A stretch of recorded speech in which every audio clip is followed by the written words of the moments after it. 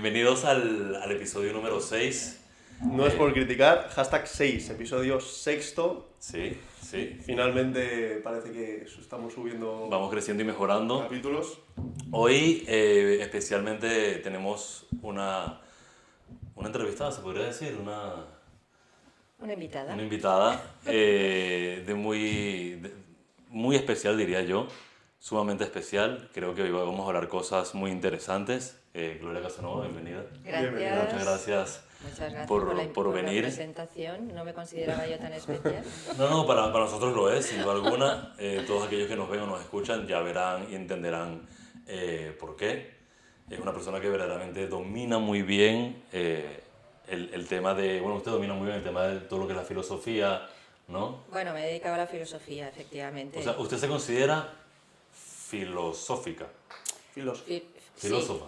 Filósofa se suele decir, ¿no? Entonces, normalmente filósofo es el que tiene como mucha fama, innova mucho, aporta mucho, es un filósofo. Sí. Y luego, pues estamos las personas que hemos estudiado filosofía y que nos gusta la filosofía, la docencia en filosofía, y que a lo mejor pues no tenemos esa fama pues porque no hemos escrito tanto o porque no hemos sido tan innovadores, ¿no? Claro. Pero nos dedicamos a la filosofía, efectivamente. Sí. Entonces, bueno, sí, filósofa.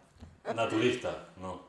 Naturista, ¿no. ¿Por qué? No lo sé. Naturista en castellano significa pues dedicada a la naturaleza, Sí, ¿no? sí, a pero- la contemplación de la naturaleza, a la observación, Es verdad. tipo naturalista, ¿no? Como Sí. los naturalistas que iban con la red cazando mariposas Ya, en el ya. siglo XIX. Pues, Ya. Vale. Hoy tenemos un tema muy interesante, Sí. muy profundo también. A lo mejor Y no es de un mucha tema, seriedad, mucha no es un seriedad. tema que le interesa a mucha gente, pero yo creo que es un tema que a las personas que le interesen se van a tragar el podcast entero. Sin duda alguna. ¿De qué vamos a hablar hoy? Vamos a hablar sobre aquello que en el vocablo coloquial y popular se maneja mucho, lo que es el alma. Todos tendemos a hablar del alma, ¿no? El alma, pero verdaderamente, hablo por mí, saber qué es el alma, es como el alma, pues el espíritu, ¿no? Así diría yo, casi que alma igual espíritu. Pero verdaderamente, usted podría definir qué es el alma verdaderamente. muy bien. Para definir el alma verdaderamente, primero hay que empezar diciendo que alma es un concepto que tiene varios significados desde la antigüedad. Vale. Entonces no ha tenido uno solo, ¿vale? Entonces, el primero de ellos es alma como sige en griego, clásico, antiguo, que viene a decir que el alma es un principio vital. Okay. Entonces, esto es lo que está pues, en los presocráticos y en toda la filosofía clásica antigua, ¿no? Hasta Aristóteles, clarísimamente, ¿no? Es un principio vital. ¿Qué quiere decir esto? Que es lo que hace que los seres vivos estén vivos. Y uno puede pensar, pero qué circunloquio más absurdo. Sí, para Bueno, llamar- no, o sea, es como que el motor hace que los coches estén motorizados y funcionen con motor, ¿no? Pues eso. Sí. Entonces, todo ser vivo tiene un alma. ¿Qué tipo de alma? Pues dependiendo del tipo de ser vivo que se trate. Entonces, por ejemplo, Aristóteles decía, existen 3 tipos de alma. Okay. El alma vegetativa, bueno, Platón también lo decía, pero bueno, el alma vegetativa, que es el alma propia del estilo de vida vegetativo, plantas, árboles, bueno, todo lo que tiene que ver con el mundo vegetal. ¿Qué virtualidades tiene ese alma? Bueno, pues permite nutrirse de la tierra, permite crecer, ¿vale? Pero no le permite ni moverse, ni le permite conocer, ¿no? Ok. Entonces, bien, aunque ahora ya dicen que las plantas Sienten, son ¿no? sensibles a Sí. la música. Bien, o sea que habría que ahí, ¿vale? Pero bueno, siempre puede ser un fenómeno más físico que de conocimiento, ¿no? Pero bueno, luego está el alma sensitiva, que es el propio de la propia de los seres animados, en el sentido de animales. Entonces, todo ser animal que tiene, pues eso, la capacidad de moverse y la capacidad de un cierto conocimiento sensible de la realidad, pues tiene ese alma sensitiva. El alma sensitiva siempre recoge el alma vegetativa, es decir, el siguiente nivel de tipo de alma siempre está recogiendo Ok. lo Lo anterior. y trascendiéndolo. ¿Vale? Vale. Entonces llega un momento, dice Aristóteles, en el que en el orden de la realidad aparece un nuevo orden de actuación, un nuevo orden de conocimiento. Es el caso del hombre. Entonces, eso, dice Aristóteles, responde a un nuevo tipo de alma, que él llama alma intelectiva, que es la propia del ser humano, que le permite conocer no solamente sensiblemente como hacen los animales, sino sensible e intelectualmente, intelectivamente. Es el alma intelectiva. Vale. ¿Vale? Entonces, esos son como Que los- recoge las otras dos. Efectivamente. Entonces, por lo que he entendido, Aristóteles dice que hay 3 tipos de alma principales. Hay 3 tipos de alma. El de las plantas, Ajá, el sensitivo sí, De los animales. y el intelectual. exacto, el intelectivo. Muy El bien. intelectivo. Entonces, claro, porque hay una diferencia clara entre el conocimiento sensible propio de los seres animales, y el conocimiento intelectivo propio del hombre. Ujú. El animal conoce el entorno. Sí. ¿No? Vosotros que tenéis amor a los perros y a los animales, ¿no? Y yo también, nos damos cuenta de que conocen a su amo, conocen su entorno, Sí. conocen su pelota, conocen, ¿no? Sí. Entonces tienen todas las características del conocimiento sensible que nosotros también tenemos, Correcto. pero se quedan ahí. Es decir, conocen el entorno, pero no conocen el mundo. Ujú. No saben qué es América, a no ser que hayan nacido en América. Ya. No saben qué es el Polo Norte, no saben qué es Marte. Nosotros nunca hemos ido a Marte, pero sabemos qué es Marte. Tenemos una capacidad de conocimiento que trasciende lo inmediatamente dado. Ok. ¿De acuerdo? Sí. Eso es el conocimiento intelectivo. Somos capaces de conceptualizar. ¿Vale? Vale. Muy bien. Y luego viene el concepto de alma que inaugura la filosofía cristiana. Ok. La filosofía cristiana, claro, porque en Aristóteles el alma humana como principio intelectivo, que asume también lo otras vegetativo dos. y lo sensitivo, es un tipo de energía, o sea, es una especie de principio vital que da vida. En el momento que el animal muere o el ser humano muere, su cuerpo se descompone y esa energía vital, ¿dónde va? Pues se disipa, ¿no? Se disipa un poco en el cosmos, se disipa en el nous universal, bueno. Claro, llega el cristianismo y dice, no, es que el ser humano tiene un alma que es eterna. A ese tipo de alma que es eterna, que no se disipa, se le llama espíritu. Esa es la diferencia. Vale. Ok. Entonces, el tipo de alma que es espíritu, el alma espiritual, no es simplemente un tipo de energía. trasciende a eso un poco más. Trasciende la energía, es trascendente a espacio-tiempo, porque es para la eternidad. Vale. Una vez puesta en la existencia, no puede desaparecer por su propia naturaleza, porque no es corruptible, porque no tiene partes, porque es simple, es espiritual, ¿vale? O sea, siempre existirá en una dimensión que no es la nuestra. Aquí también existe aquí, pero existe para la eternidad. En el momento que el cuerpo se descomponga, ella va a pervivir. Pues justamente con esto que quería preguntarte, ¿la teoría de la reencarnación tiene cabida en una perspectiva, o sea, se puede explicar desde una perspectiva filosófica? Sí. ¿Qué sentido tendría el hecho de esa transmutación de almas en un mundo realmente material? Y me gustaría también preguntar si esa perspectiva filosófica tiene algo que ver con esa perspectiva cristiana, o son dos cosas independientes. Son dos cosas independientes y muy distintas. Vale. Pero filosóficamente, ¿cómo se puede explicar? Bueno, partiendo de una antropología dualista, que es lo que hace Platón.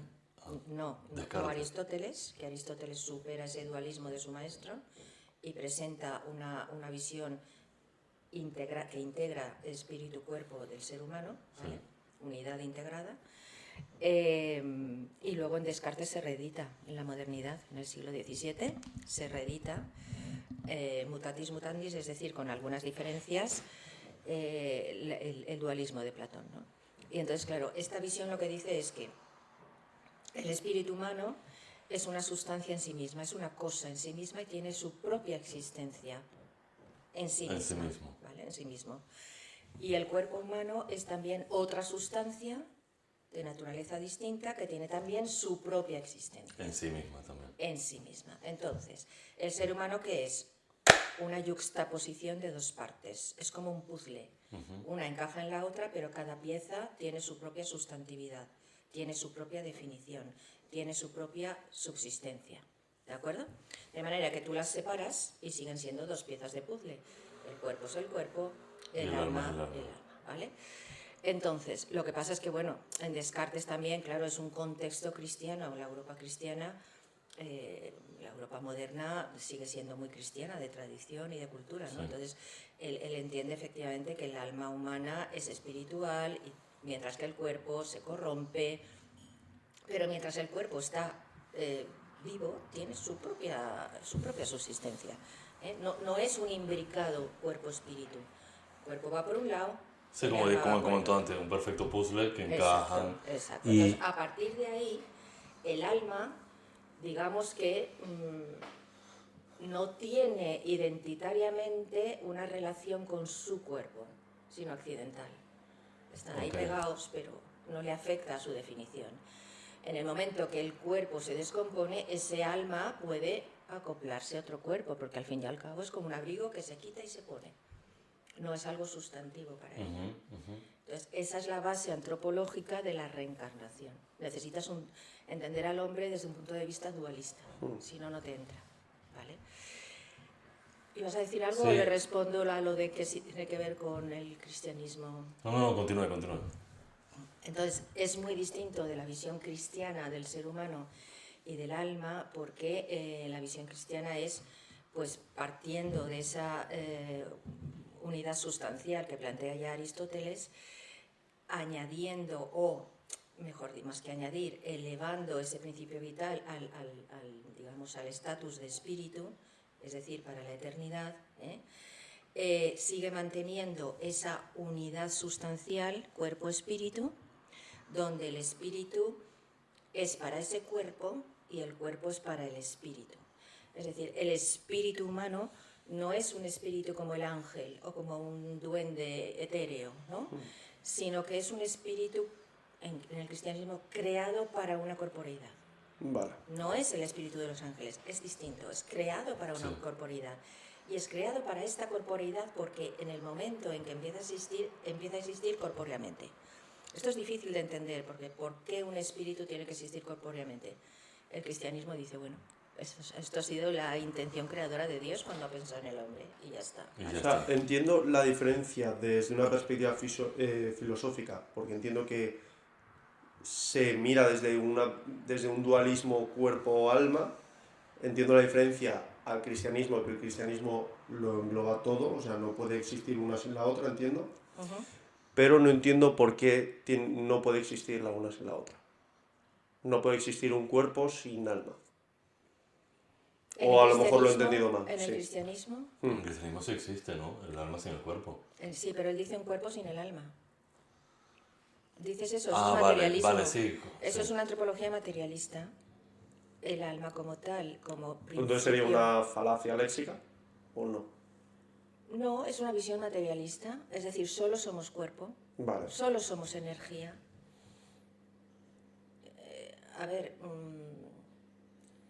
En la noción clásica de alma como mero principio vital, energía vital, eso linda mucho con un materialismo. ¿Por qué Aristóteles se salva del materialismo? Porque dentro de toda su estructura mental es capaz de defender bastante bien la libertad. Vale. Cuando tú defiendes bastante bien la libertad, estás defendiendo algo que no es meramente energía, porque no es reactiva. Es posición del sujeto. Vale. Entonces, o sea, es intrínseca al sujeto. Es intrínseca, es autoposesión del ser, que es capaz de elegirse a sí mismo en la existencia. Entonces, eso no es reactivo. Reactivo es pues un sistema de fuerzas, da igual que sean físicas que cuánticas, pero es un sistema de fuerzas, ¿no? Entiendo. Que no hay elección y no hay no hay razón que orienta a una libertad, ¿vale? Aristóteles es capaz de defender la libertad. Entonces, claro, aunque él no defiende, digamos, el nivel espiritual o el carácter espiritual del alma humana como lo hace el cristianismo, sí que se coloca en el ámbito de el ser humano trasciende al orden meramente sensitivo, meramente vegetativo, y es de un orden superior. Es que él lo tiene clarísimo. Entiendo. ¿Y cómo? Porque claro, estamos hablando de hace muchos años atrás, ¿no? Antes de la llegada del cristianismo incluso. Sí. ¿Cómo hoy en día y para aquel entonces, cómo saber que esto no es un engaño de nuestra mente? O sea, ¿cómo hace tanto tiempo se llega a esta conclusión de que efectivamente existe un alma, existe un espíritu que va de la mano con el ser humano, independientemente de hablar de reencarnación o el paraíso? ¿Cómo se llega a esto y cómo hoy en día no poder decir, por ejemplo, es que creo que me va a costar explicarme, cómo yo sé que no es un engaño de mi mente, ni siquiera hablo del mundo, sino de mi mente, o sea, yo sé quién soy porque mi alma es así. Sin mi alma, es como antes dijo, es el motor del coche. Sin mi alma, yo simplemente soy un saco de patatas que se desploma. Mi alma tiene la personalidad, mi cerebro es meramente el conducto que materializa lo que soy yo, que lo que soy yo es mi alma. ¿Sí logro explicarme por dónde voy? Sí, creo que sí. De todos modos, déjame que primero termine la pregunta que me había hecho Lucas para distinguir entre la perspectiva cristiana acerca del espíritu y la reencarnación. Si tú consideras que el espíritu humano es un espíritu para una corporeidad y que la corporeidad es identitaria, es decir, forma parte de la identidad de espíritu-corpo, una única identidad de espíritu corpórea, no tiene sentido que tu alma vaya cambiando de cuerpo. Ya, sí, sí. Porque está diseñada para una corporeidad. Sí, sí, no se puede, básicamente. Tuya, ¿vale? Vale, y ahora lo que tú comentas. Decías algo así como que, ¿cómo sé que no es un engaño? Un engaño de mi mente. De mi mente. Que mi personalidad o quién soy yo verdaderamente esté ya definido por el alma y eso, o sea, mi mente verdaderamente es el conductor entre el alma y el cuerpo. A ver, yo creo que estás apuntando un poquito a la diferencia entre mente y cerebro. El cerebro es el soporte orgánico que permite la actividad de la mente. Y tu pregunta es, ¿la mente es un epifenómeno de la materia? ¿Seguimos en un plano de inmanencia donde evolutivamente ha emergido la consciencia, la mente, pero eso no supone un principio existencial de orden superior, sino sencillamente un producto evolutivo? Okay. O efectivamente mi mente responde a un principio de operatividad distinto del meramente orgánico, ¿vale? Es decir, si existe el espíritu como tal, ¿vale? ¿Cómo puedo estar seguro de eso? Vamos a ver. Puedo estar seguro con una certeza, digamos, ad hominem. ¿Qué quiere decir esto?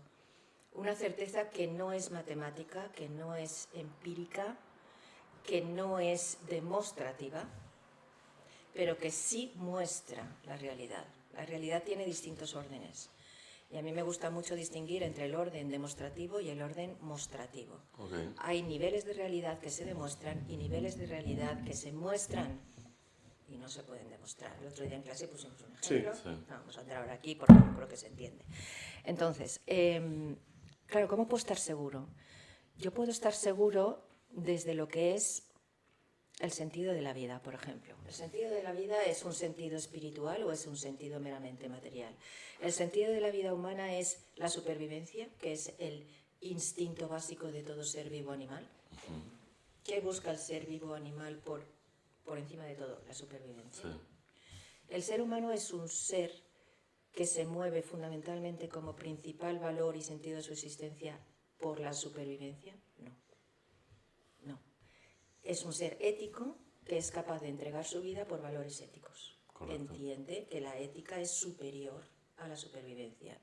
Luego, su estructura natural no es meramente orgánica. Si fuera meramente orgánica, lo que le pediría al cuerpo es la supervivencia. Vale. Pero resulta que somos seres capaces de generosidad, Sí. capaces de martirio, capaces de entregar la vida por amor, sin necesidad de morir, es decir, todos los días. La madre, el padre que se levanta a las 5 de la mañana para preparar el desayuno, la ropita. Pero Eso eso no sería conciencia. Eso no sería conciencia, o sea, un raciocinio. Sí, claro. Pero eso no lo entendí. Eso es lo que el alma te lleva a hacer y te aparta del animal. Más que te aparta, supera. Claro, No supera. podemos olvidar que tenemos una... Porque claro, tú, cuando hacías antes la pregunta, en la primera ocasión, has hecho una expresión que yo me iba a coger ahí para responder para que se vea un poco con claridad, ¿no? Has hecho la pregunta como separando el alma como yo del cuerpo. El alma no es necesariamente el yo. Quiero decir, el yo es una manifestación del alma. Pero el alma, si existe, existe antes que el yo.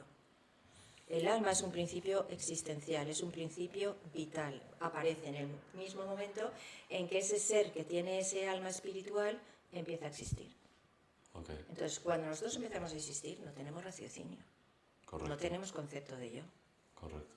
No lo hemos despertado aún. Y sin embargo, si realmente somos seres espirituales, ya tenemos espíritu. Entonces, una cosa es la consciencia y la consciencia del yo, y otra cosa es el espíritu. ¿De acuerdo? Sí. Entonces, la mente va asociada a la consciencia del yo.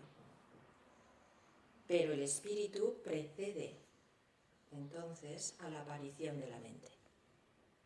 Vale. Si es que existe, Sí, ¿correcto? que existe, claro. ¿Cómo puedo estar seguro? No empíricamente. Puedes ver si las teorías que ahora en neurociencia se están manejando son compatibles con la existencia del espíritu, que al ser un concepto que pretende recoger una realidad trascendente a espacio-tiempo, aunque inmersa en espacio-tiempo, pero una estructura capaz de trascender espacio-tiempo, tenga que ser compatible. Es decir, tienes que ver si es compatible con ese tipo de realidad que tú captas filosóficamente.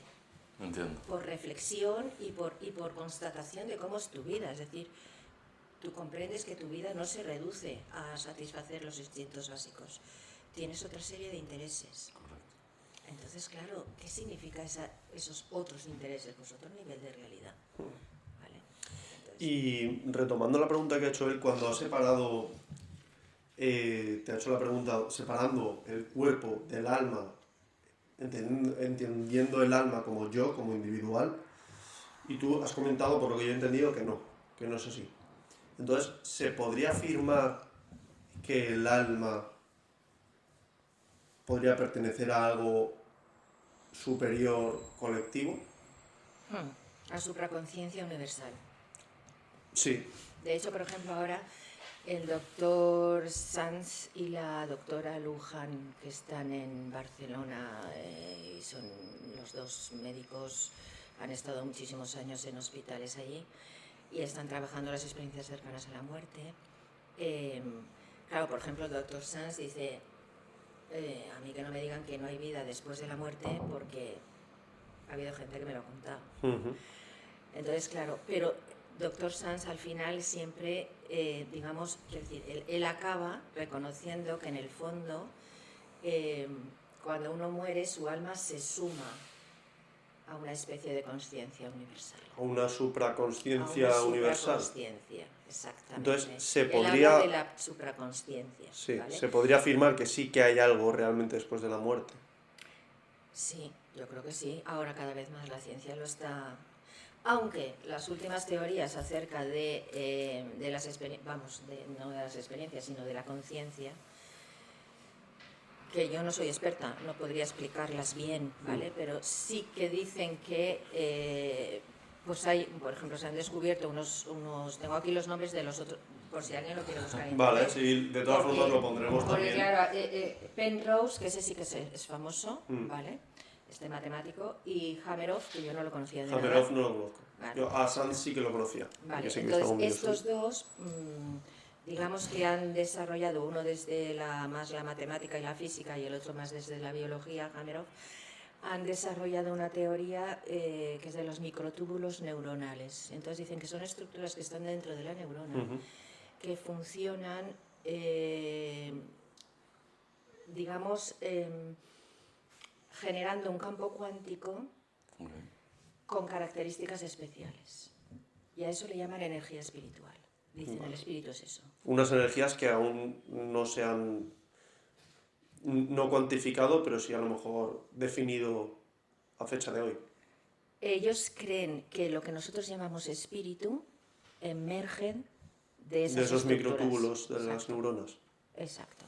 Entonces, claro, la pregunta era exactamente, ¿por qué he dicho yo esto ahora? Que si realmente el alma, si es independiente al yo, exacto, pertenece a una supraconsciencia Claro. universal o a algo Claro. superior al materialismo. Claro, entonces ellos tenemos. dicen, por ejemplo, que las experiencias cercanas a la muerte del doctor Sanz y la doctora Luján no son tales. No son tales. O sea, son manifestaciones Fisiológicas. cuánticas.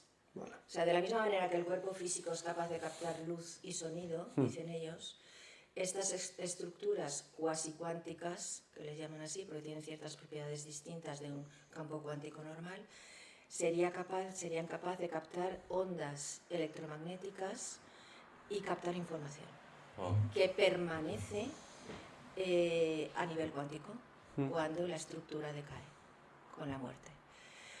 Es complejo, es muy complejo, yo no soy capaz de explicarlo más allá de esto. Lo es, pero se entiende el mensaje. Entonces, claro, esta teoría, digamos, neurocientífica, daría el traste con las experiencias cercanas a la muerte del doctor Sanz. Pero claro, tampoco lo demuestran. Quiero decir, son teorías que van apuntando, ¿no? Sí. Entonces, yo estoy más cercana a doctor Sanz que a estos dos científicos, porque en el fondo yo no me reconozco simplemente como un soporte informático. Entonces, mi existencia y mi vida tienen muchos otros significados que dan valor a mi vida. Correcto. Mi verdad está ahí. Uno puede pensar, bueno, porque tú quieres. A ver, no, mi verdad está ahí. Es decir, y mi verdad puede ser un sentido bonito y bueno de la existencia, pero podría haber sido un sentido malvado de la existencia y seguiría estando ahí. Yo tendría mi sistema de valores, yo tendría mis relaciones, yo tendría mi proyección hacia el futuro, yo tendría mis preguntas acerca de la vida después de la muerte, acerca de Dios, acerca de tal. ¿Que todo esto se puede reducir a la actividad de los microtúbulos? A ver, puede ser compatible. Pero no necesariamente decir, que sea compatible no quiere decir que se reduzca a ello. Sí, que se limite a eso. O sea, es decir, la posibilidad, la hipótesis de que realmente exista un alma espiritual independiente en el sentido de trascendente a la materia, sigue en pie, por mucho microtúbulo que exista. De hecho, eso ya lo tenemos. Es decir, decimos, hay una diferencia entre mente y cerebro. La mente es la consciencia, el cerebro es el soporte orgánico de la conciencia. A ver, sí. Y decimos, la conciencia es de corte espiritual, dice la filosofía, mientras que el orgánico es de corte fisiológico, el cerebro, ¿no? Sí, entonces parece como que la mente se presenta como algo superior y trascendente en cierto modo al cerebro porque no se reduce a él. Pero uno tiene un accidente de coche, se queda en coma, ya no piensa, ya no decide. Entonces, eso ya lo tenemos. Cuando una persona se queda en coma y no puede pensar, no puede decidir, no despierta y no sabe quién es, toda esa falta de información o toda esa cancelación que ha tenido de su soporte invalida la idea de que tiene un espíritu. Quiero decir, que el espíritu no pueda manifestarse porque el soporte orgánico no funciona, ¿quiere decir que ese espíritu no existe? O sencillamente que no puede operar. Quiero decir, son teorías que son muy interesantes, pero la importancia, por lo que decías tú, de cómo saber, cómo demostrar, no podemos demostrar, sencillamente tenemos que ver si esas teorías todavía son compatibles con la defensa de un espíritu trascendente a la materia. ¿Me explico? Sí. Lucas. No, que quería, porque me parece curioso, en ese caso, a lo mejor es un caso muy concreto, ¿no? Pero en el caso de que una persona tenga un accidente de coche, entre en coma y a lo mejor no pueda pensar, no pueda tomar decisiones por sí mismo, ahí sí que tendríamos una perspectiva dualista de lo que es el alma, ¿no? O sea, ¿el alma sería independiente del cuerpo o lo estoy entendiendo mal? No necesariamente. La perspectiva que integra alma-cuerpo en una única unidad existencial entiende que es tan importante para el pensamiento la actividad del espíritu como la actividad cerebral, porque es un espíritu para un cuerpo. Si todo ese cuerpo, si todo ese espíritu, digamos, el instrumento que necesita para operar está dañado y no funciona, no se ve la actividad de ese espíritu. Pero no porque no esté, sino porque el soporte orgánico no se manifiesta. por el que ella pasa, porque es espíritu corpóreo, el ser humano pues no funciona, entonces no lo vemos. Entiendo. Pero no, o sea, no quiere decir que no exista. No quiere decir que no exista. Vale. ¿Hemos demostrado que existe? No. ¿Podemos demostrar que no existe? No. Ya. Porque no es objeto de demostración. Lo trascendente no es objeto de demostración. Entiendo. Eso es verdad. Entonces, claro, hay que ver si las nuevas teorías neurocientíficas son incompatibles con la defensa filosófica de un espíritu o no. Mientras no sean incompatibles, todo con mucha posible. Neurociencia que aporte datos que son buenísimos, eso no nos da legitimidad para negar que exista. O aceptar o poner sobre la mesa otras teorías. Exacto. Creo que nos vinimos muy adelante, nos vinimos casi que a lo actual y de verdad me gustaría hilar muy bien desde el principio porque considero que como muchos otros temas, han ido evolucionando a nivel conceptual e intelectual a lo largo del tiempo, ¿no? Sí. Siempre nacen de algo muy pírrico y va aumentando mayor conciencia. ¿De algo muy? Pírrico. Pírrico, qué gracia. Muy... Nunca había oído esto. Algo muy pequeño. Sí. Pondremos los subtítulos en español para que la gente haga la conversión del venezolano. No, lo suyo es... Búscalo en la radio. Lo suyo es Lo que pasa es que eres racista. ¿Tú eres racista? No. Denuncia pública al más racista. Jamás. No sé si atreverme a decir que todo el concepto de alma o reencarnación nace en Platón, ¿sí? ¿No? Sí. Sí, vale. De manera, digamos, académica, estos son los vestigios que tenemos. Bueno, antes Sócrates, Vale. obviamente. Pero en Platón es donde coge fuerza. Platón es el que sistematiza. Vale. Mucho más. Perfecto. Entonces, Platón arranca o empieza, o tiene su teoría, Platón empieza con la teoría de la reencarnación. Sí. ¿Correcto? Sí. En su teoría, el alma está bueno, que la reencarnación es, no sé si llamarlo, el principio o uno de los pilares del hinduismo. Sí. La reencarnación es un alma atrapada en un círculo eterno y por siempre, No necesariamente eterno. ¿no? ¿Tiene final? En Platón sí. ¿Y cuál es ese final? La purificación.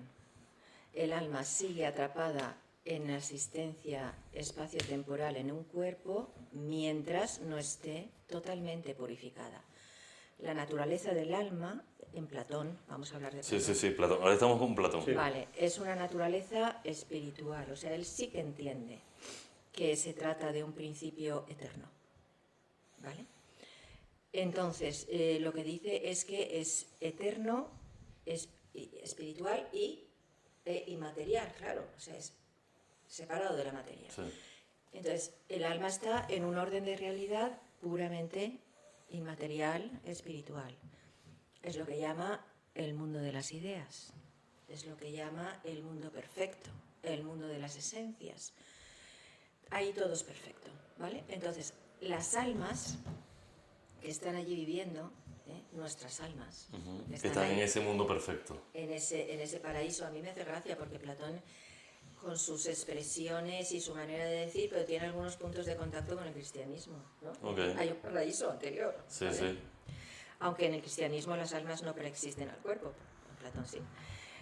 Y entonces él dice, algo pasó que el alma se hizo culpable. Y entonces al ser culpable se degradó. Hizo algo contra su propia naturaleza y se degradó. ¿no? Y al degradarse cayó a un orden de realidad distinto del que le corresponde por naturaleza, que es precisamente el físico. El Entonces, degradarse se impurificó, ¿no? Se corrompió, se dañó. Sí, exacto. O sea, que el objetivo último es revertir esa situación e intentar purificarse. Exactamente. Entonces, cae encerrada un cuerpo, ¿de acuerdo? Entonces, ese cuerpo siempre es Impuro. un principio de mal. Vale. ¿Vale? Es el principio de mal, o sea, el orden físico es el principio de mal, tanto mal físico como mal moral. El alma humana hace cosas mal aquí porque el cuerpo le tira, ¿vale? Entonces, ¿qué tiene que hacer el alma humana? Purificarse. ¿Cómo se purifica? Mediante el conocimiento del bien y las acciones buenas. Las acciones, sí, para allá va yo. ¿Vale? Entonces, cuando un alma, después de reencarnarse varias veces, en su última existencia consigue desprenderse de todas las tiranteces del cuerpo y separarse y adueñarse de sí misma para no dejarse llevar por los intereses de la corporeidad y de lo físico, en el momento de la muerte tiene reprise suficiente para volver. ¿Qué es reprise? Reprise es como ese digamos, movimiento rápido de los coches cuando tienen que reaccionar rápidamente ante un peligro, ¿no? De repente, Sí. pues no sé, ves que estás conduciendo y tienes aquí un niño pequeño que de repente aparece, entonces el coche tiene que tener reprise para hacer ¡fua! Okay. ¿Vale? Es un movimiento rápido, pero muy potente. Con mucha fuerza. Entonces, el alma cuando consigue purificarse ha cogido fuerzas, arrestos, reprise, para que en el momento que se separa del cuerpo, volver a su lugar de origen, purificada. Purificada. Aquí me surge una duda. Porque Entonces, eso no tiene por qué ser siempre, porque claro, si tú te purificas y subes, ya está. desde una vale. perspectiva platónica del concepto de alma, de reencarnación que hemos dicho,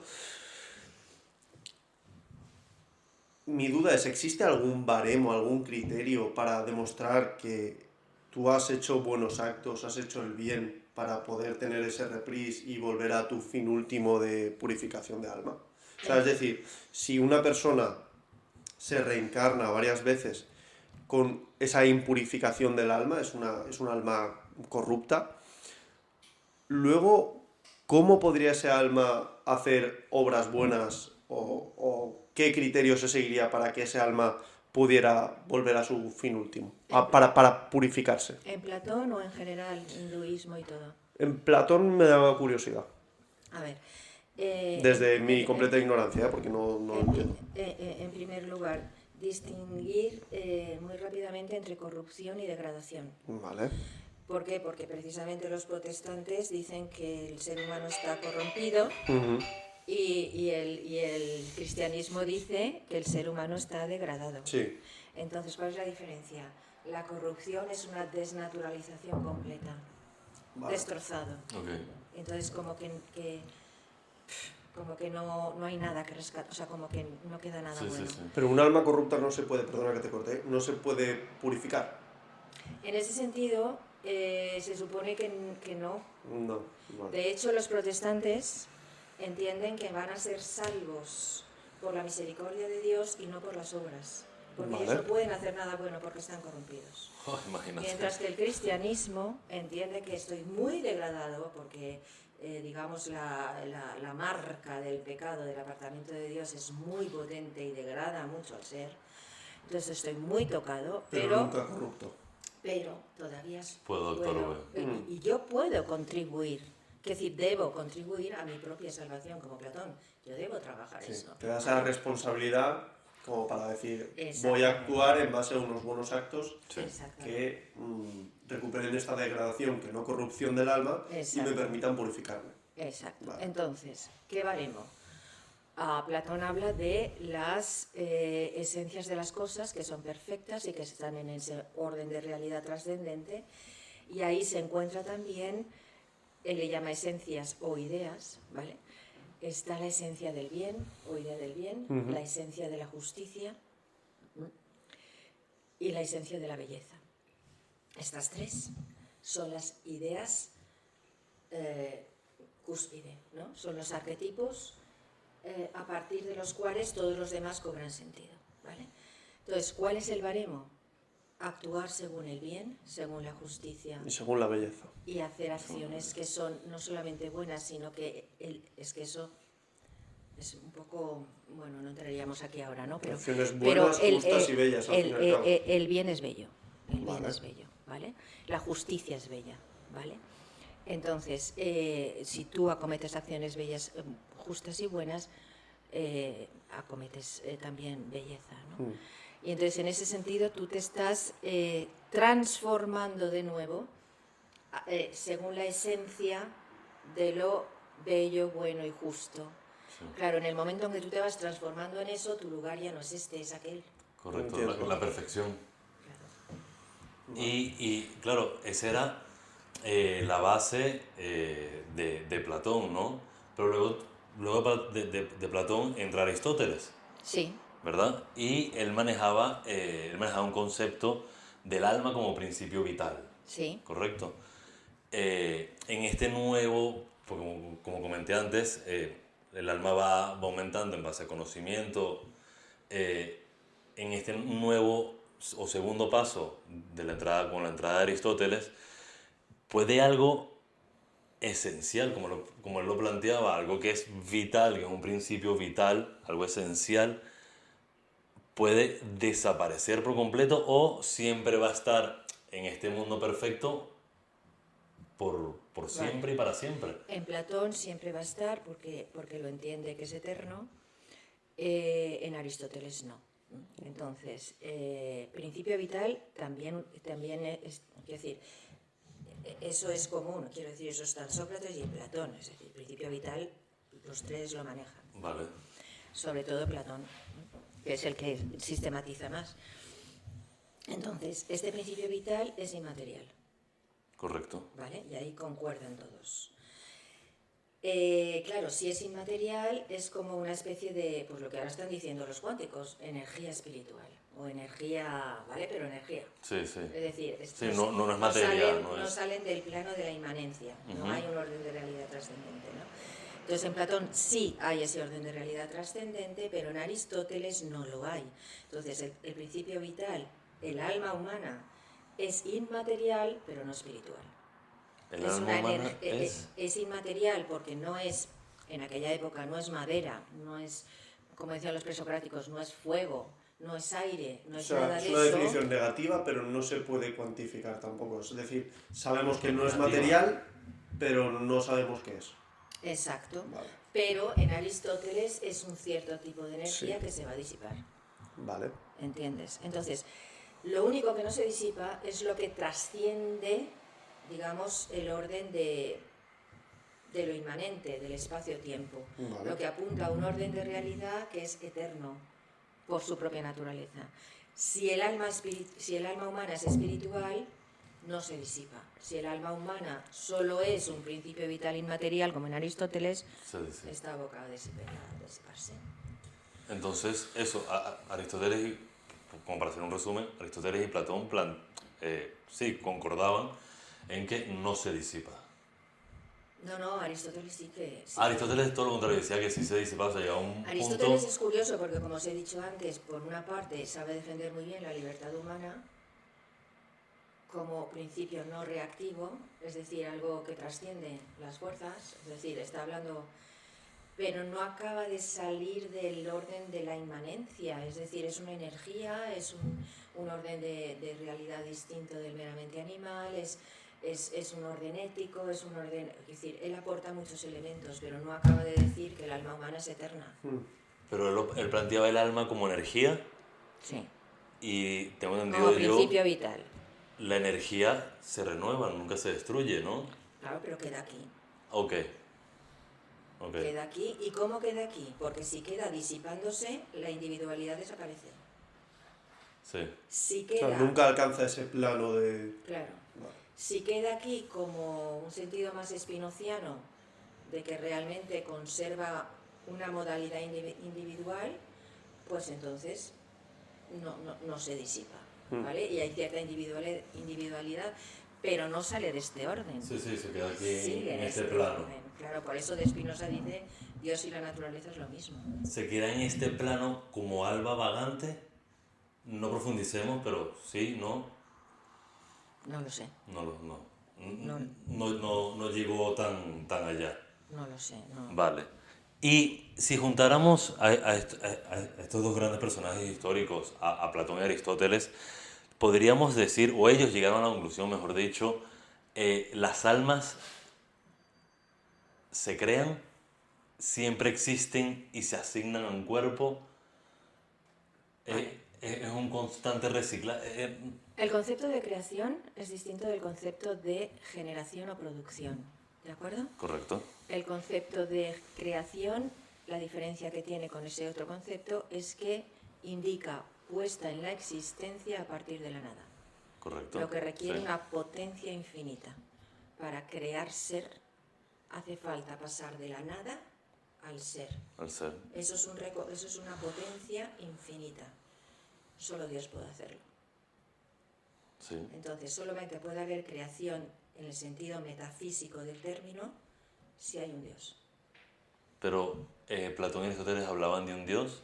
Entonces, en Platón no hay creación, porque las almas son eternas. No se Claro. generan ni se crean, son eternas. ¿Vale? Ya existían, estaban. Como Dios, sí. Vale. ¿Vale? Entonces, claro, el concepto de creación es muy importante porque el concepto de producción supone que lo que se pone en la existencia contiene elementos preexistentes, ¿no? Yo cuando produzco una obra de arte, pues yo plasmo en un lienzo pinturas, pero las pinturas ya están en la tienda, ¿vale? Entonces, Eso sería producción. eso sería producción. Vale. Entonces, todo lo genealógico es productivo. Y por eso la evolución. Claro, porque viene de La algo. evolución conserva y supera, pero conserva lo anterior, ¿vale? Entonces, no supone una novedad radical en la existencia, porque es una transformación de lo que ya había, remodalización de lo que ya había, ¿vale? Supone cierta novedad, pero no radical, porque Entiendo. no viene de la nada, viene de algo anterior, Sí. ¿vale? El concepto de creación indica novedad radical en la existencia. Claro. No proviene de nada. Si no proviene de nada, no proviene de un orden ya aquí y ahora, espacio-temporal inmanente. Si hay creación, ese algo creado proviene en su origen de otro orden Sí. de realidad, que es el trascendente, que además tiene que tener una potencia infinita, o sea, Dios. En filosofía, Dios. Entonces sí que podemos afirmar que las almas se crean. Entonces el cristianismo dice que las almas humanas no preexisten al cuerpo, son para una corporeidad, aparecen en el mismo momento en que el ser humano es engendrado, pero el alma proviene directamente de una intención especial y concreta de Dios, Para ese cuerpo. que elige ese alma, elige no entre muchas, sino que somos todos queridos de manera individualísima. Desde el cristianismo somos queridos individualísimamente y especialmente por Dios. Somos objeto de una intención única e irrepetible de Dios, que nos crea. Por eso, en el concepto de generar hijos en el cristianismo se habla de procreación. Los padres... Sí, no de creación. Exacto. Dios crea, los padres procrean, colaboran con Dios para la generación de un nuevo hijo. Vale. Es bueno aclarar esa diferencia entre creación y producción. Pero aún así, Platón y Aristóteles creían en creación o en No. producción. En producción. El concepto de creación es cristiano. Vale. Para Aristóteles el mundo es eterno y para Platón las almas son eternas. No hay creación, Vale. Es producción. no, es producción. De hecho, el mundo, en Platón, este mundo está producido por un demiurgo. ¿En quién? Un demiurgo, un semidios. Ok. Entonces, los demiurgos son como semidioses y tal, ¿no? Entonces, los demiurgos no crean porque no tienen potencia infinita, son intermedios, ¿no? Sí. Tienen mucha potencia, pero entonces toman elementos y tal, y esos elementos, pues no sé, son eternos o algo, ¿vale? El concepto de creación es netamente judío y cristiano. Y cristiano, Entonces, judeo-cristiano. judeo-cristiano. Y después, eso, empezamos con Platón, luego vino Aristóteles y creo que ahora entra Descartes. Hemos hablado ya de Descartes, Antes del dualismo. Antes Tomás de Aquino, que retoma a Aristóteles, pero elevando el principio vital intelectual, que es el alma intelectiva del hombre, lo eleva al orden de la trascendencia, es decir, es espíritu. No solamente un principio vital, no solo alma, es espíritu. Es un alma espiritual, es para la eternidad. No solo, quiero decir, ¿cómo caracterizamos el espíritu? No solo porque es para la eternidad, sino que supone una subjetividad libre. Sí. Allá donde hay una subjetividad libre hay un espíritu. ¿De acuerdo? Y es sinónimo de persona. ¿Esto lo plantea Descartes o Santo Tomás? No, Tomás. Tomás. Vale. Entonces, eso. Entonces, Tomás de Aquino lo que hace es, digamos, así como Descartes reedita a Platón, Ujú. Tomás de Aquino reedita a Aristóteles en el sentido de que toma todo su aparataje metafísico, pero en el contexto cristiano de la creación. Es decir, el alma humana es creada como es espiritual. Es espiritual, ¿vale? Sí. Es creada como espíritu, ¿de acuerdo? Y luego viene Descartes. Descartes en el inicio de la modernidad, pues eso, reedita a Platón, vuelve a presentar una idea antropológica De ese dualismo separación alma-cuerpo. alma-cuerpo. Aquí hay un concepto que digamos, se opondría al dualismo, ¿no? Una cosa es el dualismo cartesiano y otra cosa es la unidad dual. El ser humano es una unidad, pero con dos dimensiones, Y espíritu-cuerpo. quería preguntarte- Dimensiones, no partes. No piezas de puzzle, sino dimensiones. Dimensiones. Que no pueden existir la una sin la otra. El café con leche no puede existir sin café y sin leche, pero el café no es la leche, ¿vale? Vale. En ese dualismo cartesiano, que no sé si tendrá algo que ver con el dualismo del que hemos hablado antes, afirma que se puede vivir sin cuerpo. O sea, es decir, si ese dualismo separa el cuerpo de la mente, o sea, el cuerpo del alma, perdón, ¿se podría vivir sin un cuerpo? Porque intuyo que sin un alma no se puede vivir el cuerpo, pero el cuerpo sin alma, Bueno, a tu pregunta yo le agrego si se puede A y B, porque no se puede B y A. A ver, o sea, un alma podría existir realmente sin un cuerpo, eso no solamente lo dice Descartes, también lo dice el cristianismo. pero entonces sería un alma preexistente al cuerpo, No, postexistente. postexistente. En el cristianismo es postexistente, es decir, la muerte separa el alma, el espíritu del cuerpo, el cuerpo se corrompe y el alma Persiste, vale. persiste. Pero, como es un alma, esto en el cristianismo, como es un alma para una corporeidad, está incompleta. Es decir, el alma después de la muerte No es una unidad. está incompleta. Y por eso, esa es un poco, digamos, la fundamentación, si se quiere decir así, filosófica del postulado religioso, teológico de la resurrección de los cuerpos. El cristianismo dice, tiene que haber una resurrección de los cuerpos. Y la filosofía dice, claro, si este alma es un alma para existir corpóreamente, requerirá una restauración de la corporeidad. Ya no va a ser esta corporeidad que tenemos aquí, va a ser otro orden de realidad distinto, el trascendente, el eterno, el transfigurado, pero el alma va a ser un alma con una corporeidad. ¿De dónde se sacan eso? De la resurrección de Cristo. Cristo, en el cristianismo, cuando resucita, yo esto lo pregunto muchas veces, ¿no? Digo, ¿qué es lo que resucita, el alma o el cuerpo? Y la gente dice, el alma, no. Resurrección es del cuerpo. es de la materia. Porque el alma entiendo que nunca se pierde, entonces. El alma es incorruptible. Vale. Entonces el alma no puede morir. Entonces no resucita. Lo que resucita es lo que primero ha muerto. La carne. Eso es la carne, ¿vale? Entonces, y uno dice, pero claro, es que eso... Pero vamos a ver, o sea, es como... ¿Qué deciros yo? Si yo os pregunto, ¿es propio del ser humano tener 2 ojos? Sí. Sí. ¿Es propio tener 2 piernas? ¿Es propio respirar por la nariz y la boca el aire? ¿Es propio del ser humano no respirar aire, ser anaeróbico? No. Sí. Sí. Pues nada. Mientras hemos estado en el seno de nuestra madre, hemos respirado anaeróbicamente. Claro. Vale. Claro. Entonces, tenemos que abrir la mirada. ¿Qué significa cuerpo? ¿Solo esto? ¿Brazos, piernas, constipados? ¿Solo esto?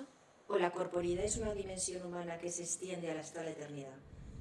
Que está llamada a ser transfigurada y que aparecerá de otro modo a su momento. Pero cuando ¿Por qué dice la corporeidad la reducimos a esto? Hmm. El concepto de corporeidad puede ser un concepto que apunta a la trascendencia, porque es una corporeidad humana. ¿Me Pero explico? corporeidad no va ligada a cuerpo. Y Sí, cuerpo no va ligado a... Pero, ¿qué es cuerpo? O sea, hemos definido cuerpo como lo de aquí. Hemos definido respiración humana como aeróbica. Pero no estamos contemplando que también es propio de nosotros la anaeróbica. Tan propia como la aeróbica. De hecho, si no se da la primera, no se da la segunda. No entiendo que una persona sin ¿Por qué no piernas... aplicamos ese razonamiento a la corporeidad? La corporeidad es solo la física de la biología, de la fisiología, o la corporeidad es una dimensión humana que tiene una primera etapa de estas características, pero que apunta a una transformación, que también la define, solo que como no la vemos ahora nos parece que no. ¿Me explico? Sí. Pero entonces la corporeidad sería material y espiritual. En cierto modo, es un cuerpo espiritualizado dentro del cristianismo. Claro, porque... Pero es cuerpo, o sea, Cristo come. El cristianismo dice, Cristo resucitó, se apareció y comió. Y al mismo tiempo que comía, atravesaba paredes. Eso es muy cuántico. Eso es muy cuántico. Sí, sí lo es. Sí lo es. Pero eso... Perdona, Lucas, te he interrumpido. No, estoy procesando lo que estás diciendo. Me sorprende que, a ver, yo claramente entiendo cuerpo como materia, ¿no? Como este armazón de huesos. Eso está que muy tenemos. bien, pero la cosa está en no reducir a materia. Es decir, ¿la materia define 100% nuestra corporeidad o es solo una dimensión de nuestra corporeidad? ¿El concepto de corporeidad trasciende la materialidad que ahora conocemos de él o no? La materialidad nos define, sí. ¿Pero solo ella? No, ¿O la transfiguración también? también. Esa es la pregunta. Claro, nos estamos limitando, ¿no? Claro, estamos teniendo una visión materialista. Claro, desde esa visión materialista dices, el cuerpo resucita de venga, hombre, pero si lo he visto quemar. No, eso va. Claro, pero es que no es eso. Sí, O sea, el vamos. cuerpo es unidad, no solo material, sino trascendental. Claro, trascendente. Trascendente, perdón. Trascendental en filosofía tiene otro sentido. Vale, entiendo. Y ya que eso, corríjame por favor a medida que hablo. Lo habláis muy bien. Ya que el alma también es un cuerpo en otra dimensión, ¿sí? Estoy brincando mucho, mediante Descartes me vengo mucho, hablo de experiencias, vamos a cerrarlas en experiencias paranormales. ¿Este cuerpo es capaz de habitar otros cuerpos materiales? A ver, en la tesis de la reencarnación, sí. O sea, un alma podría reencarnarse O sea, en... si yo como cuerpo invado, o sea, yo como cuerpo de alma, mi alma, invado a Lucas, él... Viva Venezuela. Su cuerpo de alma, ¿dónde queda? Vale, a ver, tú a lo mejor no, pero creo que la pregunta tuya va un poco por la capacidad De reencarnación en algo que ya está ocupado. Sí. Lo común llamado posesión. que lo Pues llamo por ahí. estaba buscando esa palabra, muy bien. Estás hablando de las posesiones, ¿no? A ver, ahí hay que partir también qué significa tener un alma, ¿no? El alma humana no es solamente un principio vital, el alma humana es un espacio de presencias. No solamente estoy yo, en mi alma, en mi conciencia, en mi ser, está mi madre, está mi padre, está mi amigo, está mi perro, hay presencias, ¿vale? Lo que pasa es que son presencias intencionales. Sí. Pero yo puedo tener un diálogo con mi padre que murió hace 40 años en mi interioridad, ¿vale? Vale. Entonces, hay una presencia de mi padre constante, ¿vale? Pero es una presencia intencional, quiere decir, no real. Sí, No real, él no está dentro de mí. claro. Entonces, esas presencias son unas, y luego es verdad que puede haber otras presencias, ¿vale? Tu pregunta es muy inteligente. Es decir, si mi cuerpo es para mi alma y mi alma es para mi corporeidad, ¿cómo puede caber otra? Ujú. Es una pregunta muy inteligente a la que yo no tengo respuesta. Pero los hechos muestran que sí hay infestaciones, que sí hay posesiones. Luego tenemos que partir del dato. Eso es así. ¿A partir de Y- dónde? y el dato. Del dato. No lo podemos explicar aristotélicamente, pero está ahí, ¿vale? Y esas... Entonces, ¿eso por qué? Yo creo que eso es una cuestión de jerarquía de seres.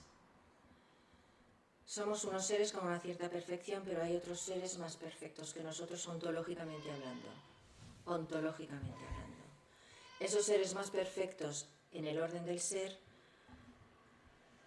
al ser más perfectos, son personas o más que personas, si quisiéramos, ¿no? Es decir, son subjetividades libres, ¿vale? Y son activas, ¿no? Entonces, los ángeles, por ejemplo, ¿no? Entonces, esos ángeles, en la medida en que son presencias personales, pueden habitar en nosotros intencionalmente, los ángeles buenos, y pueden habitar en nosotros por dominio los ángeles malos. Y esos son las posesiones, Sí. ¿vale? Entonces, ¿qué hay en una posesión? Hay una presencia más poderosa que la propia del sujeto poseído. O sea, entiendo, corrígeme si me equivoco. Y es una posesión de dominación. No consigo comprender... O sea, tú has dicho, hay distintas jerarquías de perfección. Sí, Entiendo que a igualdad de perfección entre él y yo, sí, no podría haber una posesión en mi ser, en mi alma. no, Entonces tendría que ser un ser superiormente perfecto. ok. A Entonces, nivel cuando- de alma. A nivel de alma. Entonces, un ser perfecto sí que podría poseer mi alma. Bueno, yo no entiendo por qué, pero sí. Vale. Si atendemos a los hechos, sí. Y esa jerarquía, en base a que En base se a qué? determina. En base al orden de actividad. Es decir, ¿qué es más perfecto ontológicamente? ¿Un perro o una pera? No tengo ni idea. Ontológicamente, en el orden del ser, ¿qué perro. tipo Un de perro ser por el hecho de estar vivo. tiene O sea, más prestaciones? El perro conoce, la pera no. Ya. El perro se mueve, la pera no. El perro procrea, no procrea, se reproduce, la pera no. Vale. Tienes más prestaciones, tienes más actividad, una actividad más perfecta. O sea, un Eso ser que supone tuviera un orden de una ser actividad más perfecto. más perfecta que la mía, tendría esa capacidad para poseer mi alma. ¿Entiendo? Por lo visto sí. Repito, No lo sabía. filosóficamente no lo entiendo, pero el cristianismo lo defiende porque lo ha detectado. Entiendo. Bueno, y porque está en el Evangelio, quiero decir, la palabra de Dios lo dice, y luego pues sigue habiendo posesiones, y sigue habiendo exorcismos, y sigue habiendo... Sí. Entonces, claro, porque claro, dice, no, son alucinaciones, son tal, vale, pero cuando tú ves que aparece físicamente ahí un demonio que se pone a caminar por el techo a 4 patas, y hay 10 personas ahí, pues hombre, ¿qué es una alucinación colectiva esto o qué es? Y entiendo, porque si esas posesiones se hacen, como hemos dicho, en un ser superiormente perfecto, ese ser superiormente perfecto tiene libertad para hacer el mal. Claro. Y el bien. Entonces Vamos no sería a ver, perfecto, un ser ¿no? superior a ti Ahí está la diferencia entre perfección ontológica y perfección moral. Un ser superior a ti siempre va a ser persona, como poco, porque tú eres persona. Siempre va a ser una subjetividad libre, como poco, porque nosotros lo somos. Siempre va a poder obrar, por tanto, el bien o el mal, Vale. como poco, porque nosotros lo somos así, ¿no? Entonces, los ángeles, ¿no? Hay ángeles buenos y hay ángeles malos, ¿eh? Entonces, pues eso. O sea, un ser superior, perfectamente superior, podría poseer a Jonathan, poseerme a mí, poseerte a ti, poseer a quien sea, Podría. y crear el mal en esa persona. O sea, lo Podría. comúnmente conocido como una posesión... No sería un mal culpable por parte de la persona porque está dominada, Entiendo. no es libre para hacer ese mal, pero podría obligarle a hacer el mal. Eso Podría se obligarle considera... a suicidarse, podría obligarle a... Sí, sí. Se considera, a lo mejor meto muchísimo la pata, pero Bueno, a eso... suicidarse no sé, porque creo que teológicamente Dios no les da poder como para que acaben con la propia vida. Pero bueno, eso ya es de teólogos. Dime, perdón. Se podría considerar, repito, que a lo mejor meto mucho la pata, pero ¿es una posesión demoníaca o los demonios no tienen nada que ver con eso? A Porque ver, no, si la desde mi completa ignorancia, Sí, no sé qué es un demonio y creo que tampoco podría definir qué es un ángel. vale. Si a lo mejor a la Un gente que nos demonio- está viendo, yo creo que eso le puede interesar bastante, si puedes definirlo. Un demonio o sea, un demonio es un ángel. Y los ángeles son personas, es decir, subjetividades libres, inmateriales, Vale. no corpóreas. Es otro orden de realidad, ¿vale? Que ya han alcanzado esa perfección Que supraconsciente. han sido creados así. Han sido creados así. Han sido creados así, eso es otro tipo de ser, ¿vale? Pero no son personas, o sí que son Son personas. personas. Son personas. Pero son personas no corpóreas. Son personas porque son subjetividades, tienen conocimiento, conscientes. tienen libertad, ¿vale? Son éticos. La libertad siempre es ética para hacer el bien, ¿de acuerdo? Aunque puedes hacer el mal. Entiendo. Esos son subjetividades libres, morales, esos son personas. ¿vale? Entonces, lo que dice, a ver, la explicación del demonio, yo la que conozco es la de la tradición cristiana, y lo que dice es que Dios en su creación creó no solamente a los seres humanos, sino que creó otros seres en cierto modo, no se puede hablar de anteriores en el tiempo que conocemos aquí, pero bueno, anteriores a nosotros, digamos, los ángeles, ¿no? Entonces, los ángeles son esas personas, porque Dios, cuando crea, siempre crea, Dios, en el cristianismo, Dios es amor. El que ama, procura bienes. Dios, cuando crea, siempre procura bienes a lo creado. Entonces, Dios crea por amor al ángel, para hacerle partícipe de su amor. Por tanto, lo crea persona, capaz de libertad, capaz de amar. Pero al ser libre, el ángel puede decir sí, quiero. O puede decir, no quiero tenerte como Dios.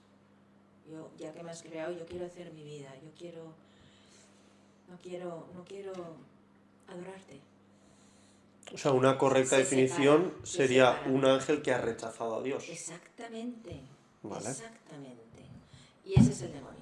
Y ese es un demonio. Exacto. Y entiendo que el demonio, al igual que el ángel, tiene esa capacidad, al ser un ser más perfecto que los seres humanos, para poseer otras almas. Exacto. Igualmente para hacer el bien que para hacer el El mal. ángel no. El ángel no posee a nadie.